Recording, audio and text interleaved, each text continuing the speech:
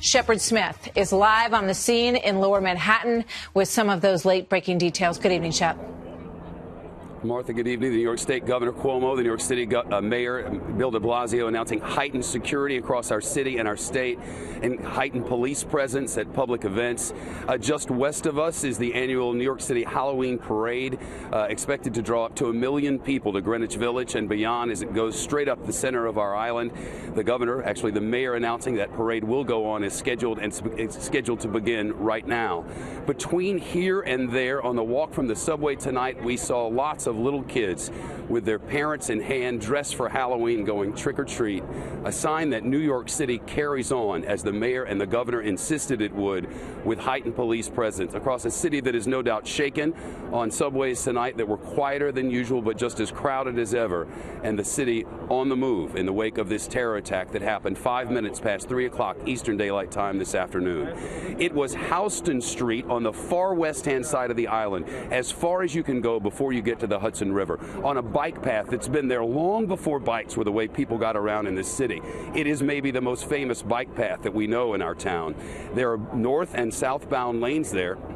And at Houston Street, there's an entry from Houston, and it's at that spot that they believe this man, this Uzbeki immigrant, we believe, who came to the United States in the year 2010, settled in Tampa, but according to the reporting of the New York Daily News, lived somewhere in the New Jersey area more recently, though Fox News can't confirm that.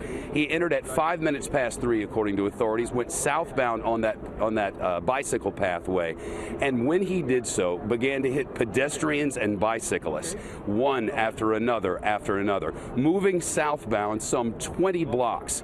And along the way, according to witnesses who spoke with Fox News and others, traveled at some points up to 40 miles an hour. Again, those are witness reports. There are mangled bicycles along that bike path now, which sits just 10 feet off the West Side Highway, one of the busiest thoroughfares in all of this city that takes you to the bridges and tunnels that lead to New Jersey and beyond. When he finished, he was here at that iconic site that you mentioned, right at Chambers Street and West Street, in the shadows of the World Trade Center. It was here that he ran into that school bus, very near Stuyvesant High School, a famous high school that's very close to here. School had just been let out because of the time of day on a Halloween afternoon. He ran into a school bus, according to authorities. And after he did so, he jumped out of that vehicle. And that's when that video was taken of the man running around in the street in what is the West Side Highway, a major avenue. And in the middle of all of the traffic, swerving and weaving, and according to multiple witnesses and the New York City police, shouted Allahu Akbar. And it was then, quoting a New York City police officer who was on scene at the time, that the, quote, 6th precinct lit him up, unquote. He was shot, we don't know how many times, in the lower extremities, we're told. It's my understanding from sources there that he's still at Bellevue Hospital, listed officially in critical condition. Earlier, his condition was described to me as grave, but all involved now say they do believe that he will survive. Was he able to speak with authorities between the time when he was arrested and before he went into surgery? We do not yet know, but according to witnesses, he was coherent and able to speak at the time. As for the victims, 4 of them are from Stuyvesant High School. 2 said to be staff members, 2 said to be children. Remember, the high school letting out at that time of day. Suburbs all across America, people would line up and get onto buses. In Lower Manhattan, some do that. Most go off to subways and MTA buses, the regular city transit, to make their way home. So they were scattering about the school and headed home as they always would when this scene unfolded in front of them.